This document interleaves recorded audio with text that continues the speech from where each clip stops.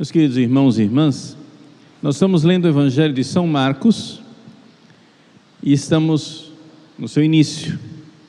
É sempre importante nós entendermos que o autor deste Evangelho, secretário e tradutor de São Pedro, tinha uma intenção muito clara ao contar esses episódios da vida de Jesus. São Marcos não jogou a esmo, não simplesmente pegou umas fichas, onde cada uma tinha uma historinha, jogou para o alto e começou a escrever uma atrás da outra. Não, as coisas têm uma lógica. Jesus começa o seu ministério logo após o batismo de João, fazendo uma coisa que é a derrota de Satanás. Jesus expulsa, pregando na sinagoga, Jesus expulsa o demônio. E é como se São Marcos nos colocasse uma espécie de recapitulação do livro do Gênesis. O que é que aconteceu no livro do Gênesis? Primeiro, quem caiu? A serpente. Satanás já tinha pecado quando começa a nossa história.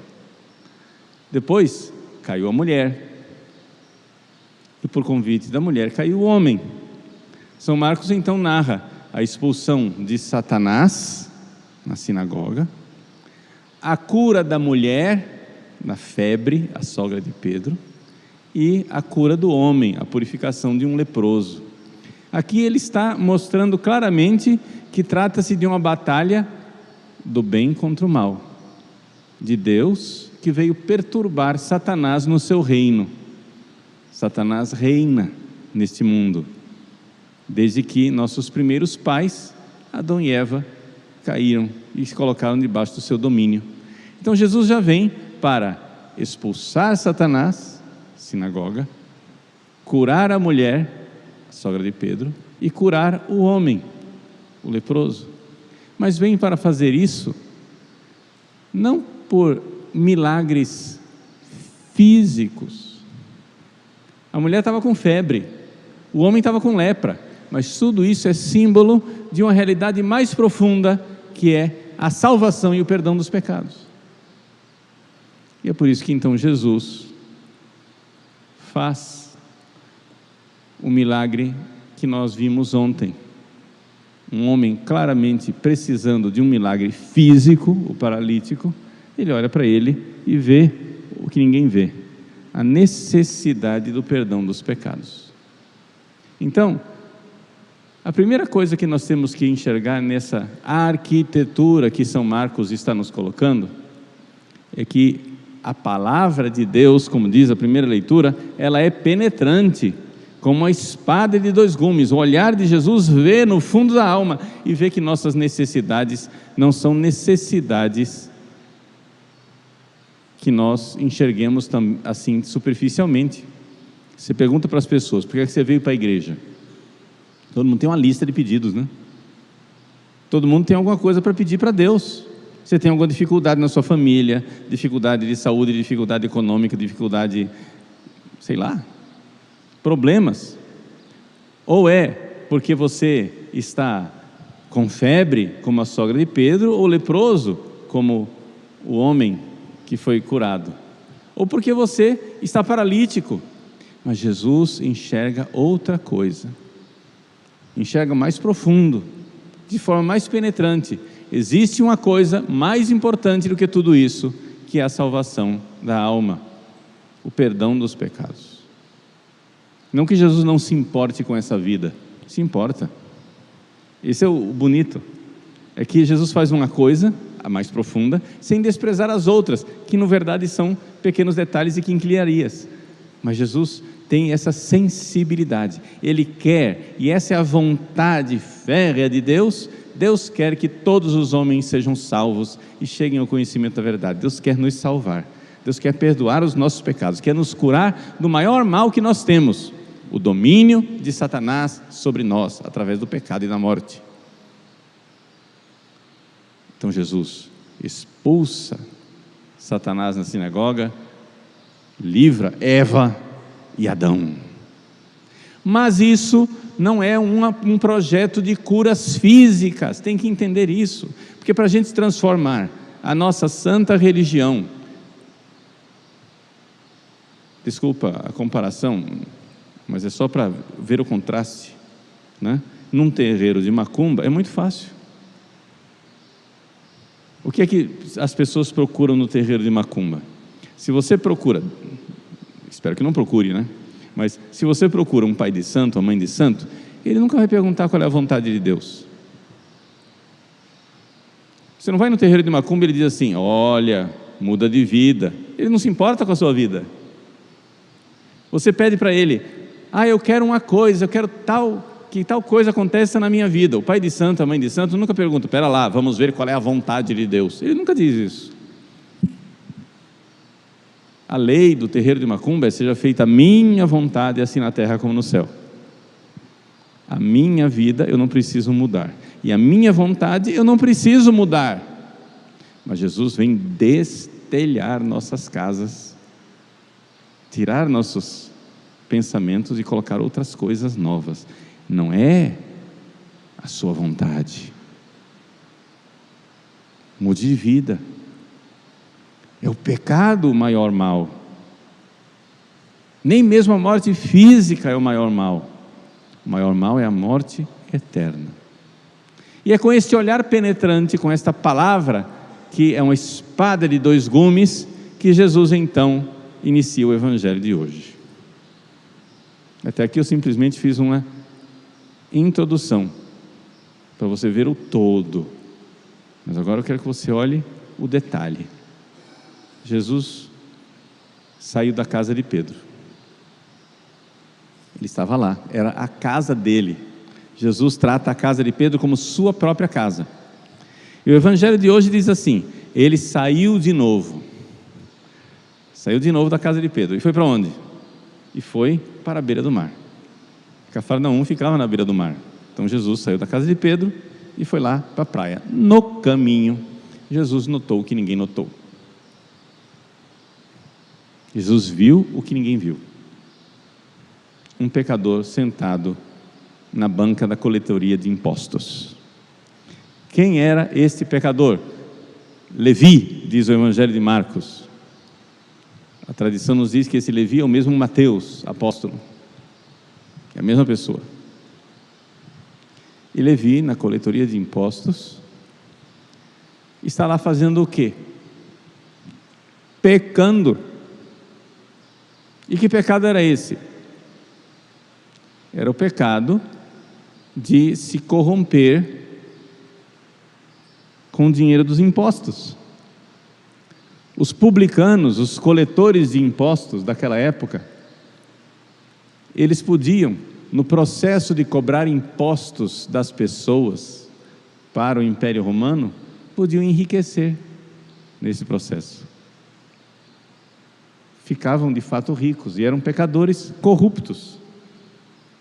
Quem se enriquece pessoalmente com o dinheiro dos impostos, a gente chama hoje de corruptos, não é isso? Muito bem. O que é que estava Levi fazendo na coletoria de impostos? Roubando. Ficando rico. Pois bem. Essa seria a última pessoa que nós chamaríamos para ser apóstolo. Quem de nós escolheria essas pessoas, vamos usar a expressão popular, que mamam nas tetas do Estado? E o que é pior, veja só, quem é Mateus? Mateus é um corrupto que se enriquece e, enquanto isto, permite a ditadura e a opressão do imperador romano. É um colaboracionista da ditadura. Quem de nós não vê nisso, não é? O mal maior e mais grave do nosso país?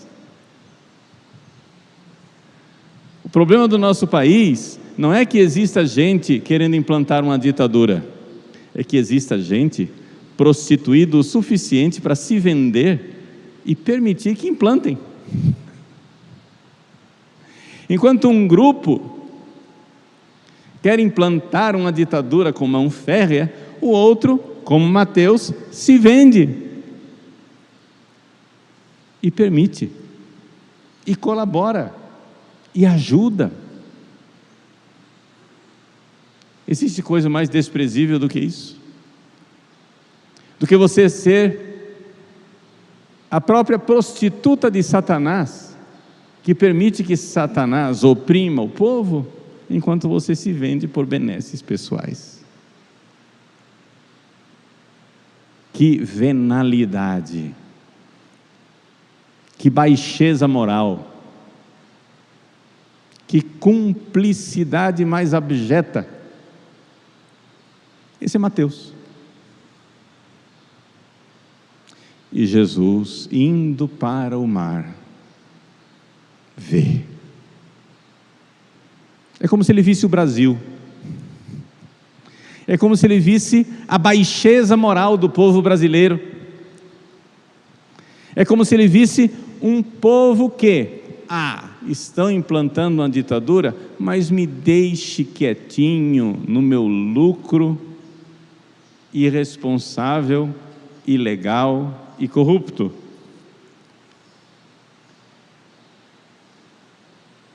Jesus olha para a baixeza moral de Mateus, e nós, que jamais iríamos chamar Mateus, somos surpreendidos, porque Jesus o chama. Eis a vocação do Brasil. O Brasil tem uma vocação sublime, o Brasil tem uma vocação altíssima, o Brasil tem a vocação de ser a terra da Santa Cruz, de ser um povo evangelizado e evangelizador, de ser verdadeiro discípulo de Cristo, de ser verdadeiramente instrumento de salvação para o mundo, como o apóstolo Mateus. O Papa Francisco, quando escolheu o seu lema episcopal, ele escolheu uma frase que diz respeito a esta cena: miserando atque eligendo. Jesus teve misericórdia de Mateus e o escolheu, e o elegeu. Vejam, que coisa impressionante. Jesus não disse assim: Mateus, converte primeiro, depois eu te chamo para ser apóstolo. Não. Jesus pegou aquele vil pecador, aquele colaboracionista vendido, aquele corrupto sem vergonha, e enquanto ele se corrompia e pecava, disse: segue-me.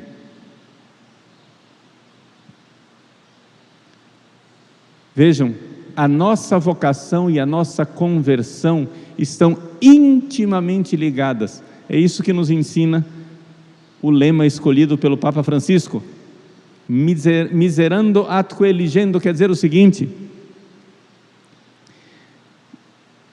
você é chamado a ser um grande santo e um grande apóstolo. Por isso mesmo, largue o pecado.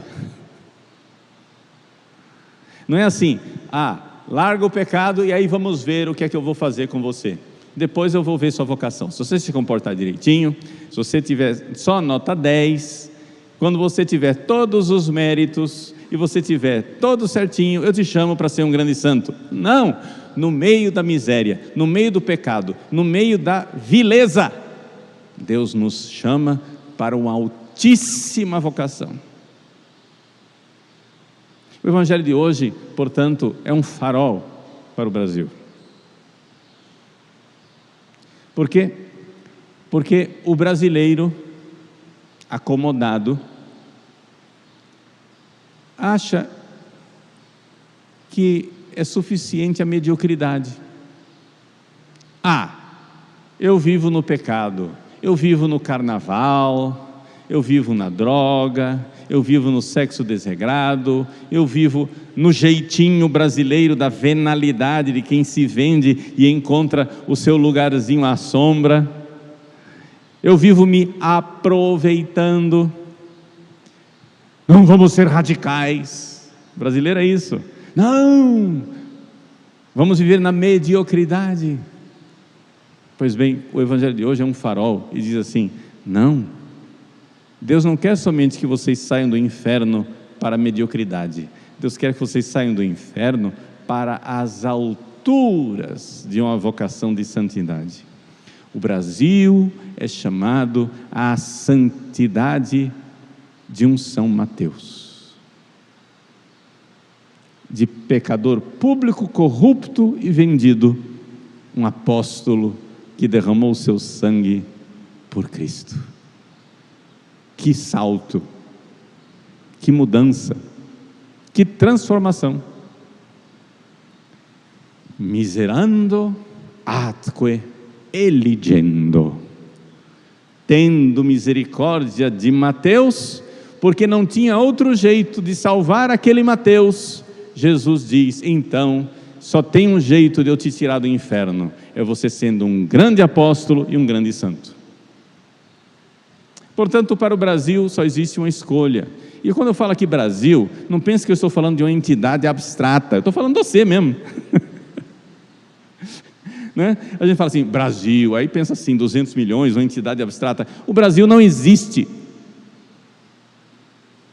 O que existe é você. E o Brasil será alguma coisa se você for alguma coisa. O Brasil cumprirá a sua vocação se você cumprir a sua. Mas nós jogamos os braços derrotados e dizemos: ah, não adianta. Sim, adianta. Sabe o que você vai fazer? Você vai ser santo. Você vai fazer penitência, vai largar os seus pecados, vai estudar, vai rezar, vai transformar a sua vida, transformar a sua família. Mas padre, do que adianta diante de todos os extremos, os extremismos de esquerda e os extremismos de direita que estão acontecendo em Brasília?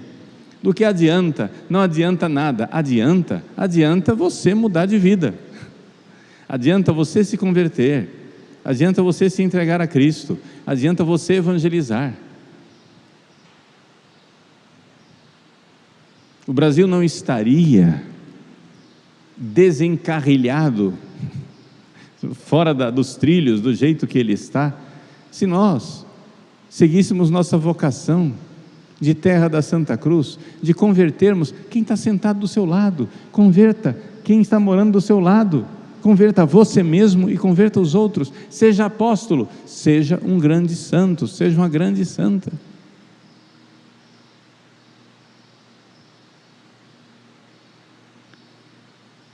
Muita gente equivocada acha que ser cristão é ir lá em Brasília e matar em nome de Cristo. Mas o cristianismo não é isso. O cristão não é aquele que mata em nome de Cristo. O cristão é aquele que morre por amor a Cristo. Entreguemo-nos na sua vida, no seu dia a dia. Entregue-se nos braços de Nossa Senhora. Cumpra a missão do Evangelho. Mateus, segue-me. Mateus deixa a sua vida de pecado e vai ser evangelizador. Vamos lá, vamos crer no caminho do Evangelho. Vamos crer no caminho da conversão. Resumo de tudo que eu disse, para você não ficar perdido nessa floresta de informações. Primeiro comecei com a panorâmica do Evangelho de São Marcos. Eu disse que Jesus está fazendo milagres físicos, mas Ele tem um olhar, que esses milagres físicos são sinais de uma mudança do pecado.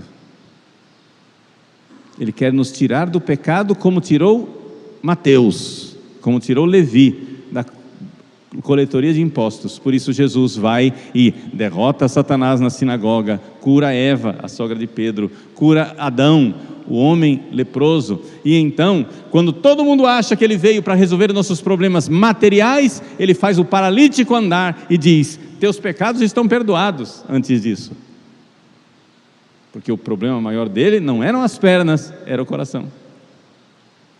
E então Jesus sai novamente de casa e vai à sua procura,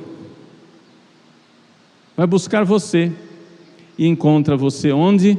No jeitinho brasileiro, na coletoria de impostos, passando a mão no dinheiro que não é seu, aproveitando o seu lugar à sombra, enquanto você colaboracionista de um sistema ditatorial.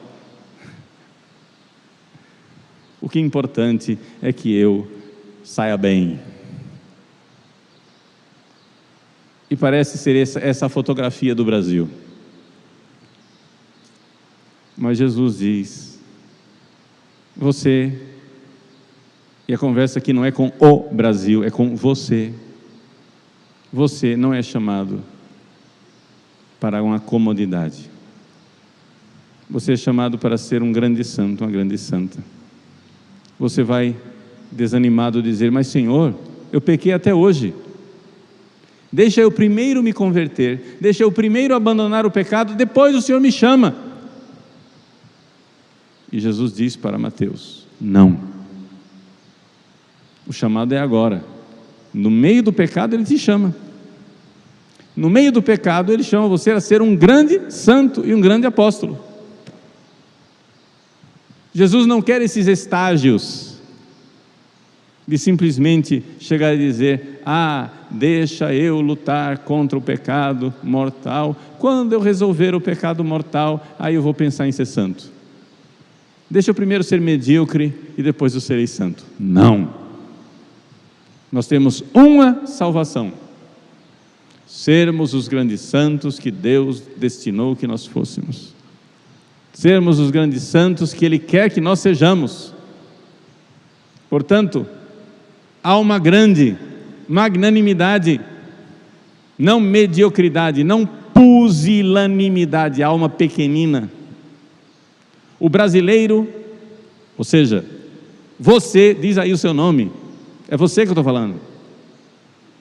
O brasileiro, porque toda nação tem um pouco a sua índole, o seu jeito de ser, o brasileiro peca por pusilanimidade. Nós facilmente dizemos assim: tá bom, vai fazer o quê?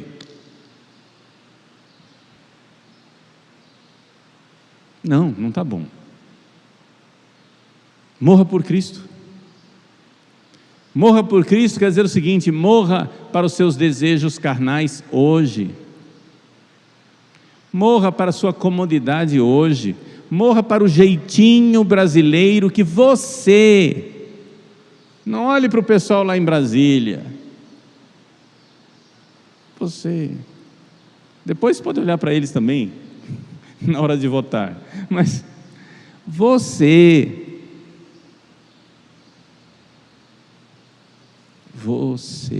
o jeitinho que você faz, na desculpa de dizer: não podemos ser fanáticos, não podemos ser radical. Gente, por que é que nós não podemos ser radicais no bem? Por que é que nós não podemos ser radicais no amor? Por que é que nós não podemos ser radicais na paciência? Por que é que nós não podemos ser radicais no bem-querer? Por que é que nós não podemos ser radicais no perdão? Por que é que nós não podemos ser radicais dando a vida e derramando o nosso sangue como Cristo, que deu a vida e derramou o seu sangue por nós? Como não amar quem nos amou assim? Como não amar de volta e não entregar nossas vidas? Eis aí a nossa vocação. Aquele olhar de Cristo. Jesus viu Mateus na coletoria de impostos. Ele passa hoje na sua coletoria. Qual é a sua coletoria de impostos? Qual é o seu pecado? Em que sem vergonhice que você se acomodou? Jesus vê, com a espada penetrante de 2 gumes, ele vê e diz: você que já desistiu de tudo, eu chamo você a ser um grande santo, uma grande santa, a me amar como ninguém jamais me amou. Iluminados e incentivados pelo coração imaculado da Santíssima Virgem Maria, nesse sábado que é sempre a ela dedicado, peçamos à nossa mãe, Nossa Senhora da Conceição Aparecida, que tire o Brasil da mediocridade e fale com cada um. O Brasil se converterá se cada um, pessoalmente, individualmente, se converter. Vamos parar de descarregar a culpa no sistema, vamos parar de descarregar a culpa nos outros e vamos dizer: eis-me aqui. E como Mateus, convidar outros pecadores para se sentarem à mesa com Jesus, para que todos convertidos possamos realizar a nossa vocação de terra da Santa Cruz.